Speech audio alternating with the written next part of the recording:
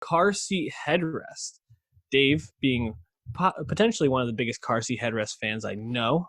Big Saw them Will. live, brother. Have you done that? Actually, I have not. You saw my Gov Ball, what, 2 years ago, 3 years ago? Yeah, I just like killed some time when they were on. Well, what was their set like? I'm very interested to hear. Yeah, it wasn't a huge crowd, but they were just kind of jamming out. Will Toledo just chilling up there, strumming his guitar, belting out his songs, you know? And it seemed Yeah. to be that the people that were watching were having a good time.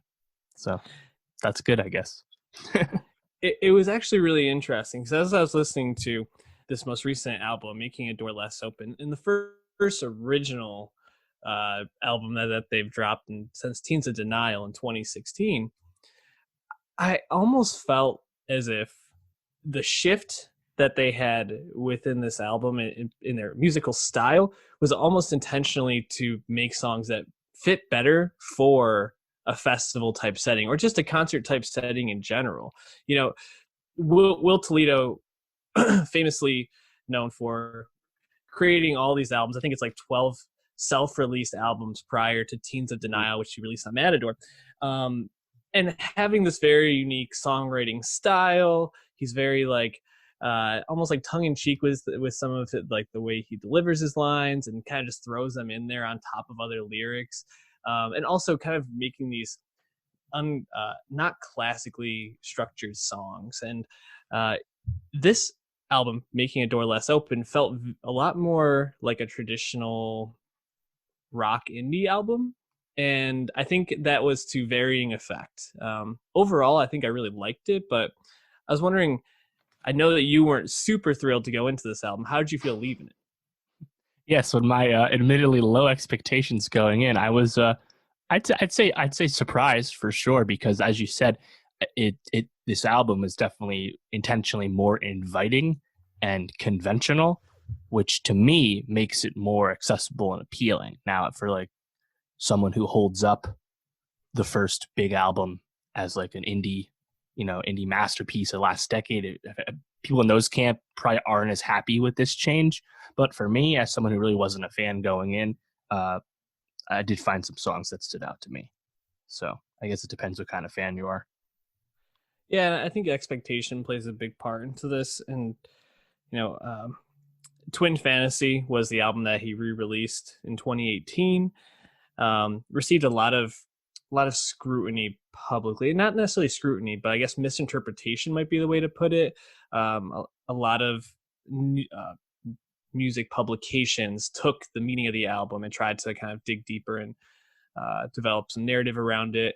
I think it was potentially, I think it might have been Uprocks, like wrote about how they think the album is about a underage person having a relationship with their teacher, and it was like a gay relationship, and like assuming that this is a Will Toledo's experience with it, and he's never confirmed that, but basically that caused him to like cut off from public. And kind of in that time since he released that, him and one of the other members of the band, I think his name is Andy Katz, started this band called One Trait Danger or something like that. It was just this concept EDM electronic type band where within two albums they did the beginning of the career and the end of the career for this band, and kind of follows this narrative, and it's all EDM electronic. And I think you can really hear a lot of those elements break through onto this album, which I think added a lot to most songs. I think for some of them it kind of left them feeling a bit just like, okay, why was that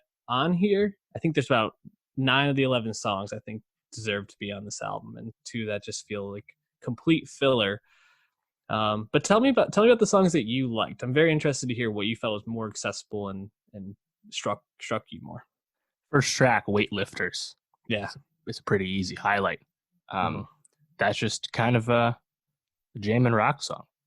Mm-hmm. And I didn't really associate that with their last album.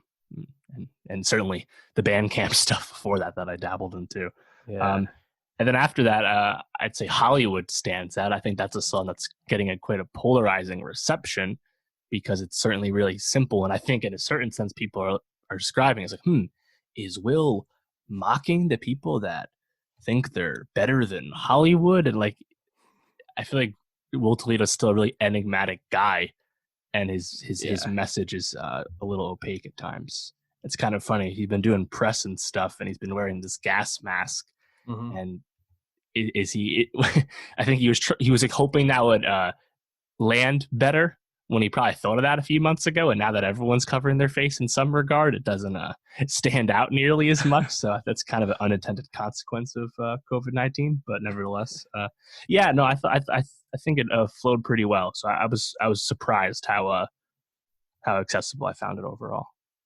Yeah, Hollywood and weightlifters are clear standouts, and it's kind of funny that Will Toledo, like you said, is such an enigmatic figure, and that he can write this song that's so simple, and most bands it would just be taken forward as like, okay, it's just a dumb rock song, but because Will Toledo is such a lyrical and linguistic guy now it's like, oh, is this a commentary on the simplicity of most rock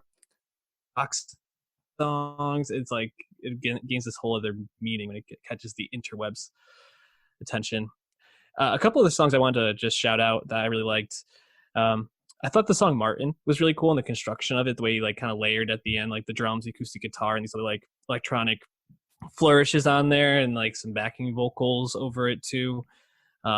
The second Deadline's thoughtful in parentheses, I thought really reminded me of Ratatat a lot, and I wouldn't be surprised Ah. if they were kind of infusing some of that into One Trait Danger as well. And then the one of the last songs, Life Worth Living, I felt was a really solid track and infused that like EDM feel really well in there. So overall, I was really pleased with the album. I think uh, I can understand some of the scrutiny and some of the criticism it's receiving, but if you do take it at face value as just a good, just a rock and indie album, I think you can leave pretty pleased.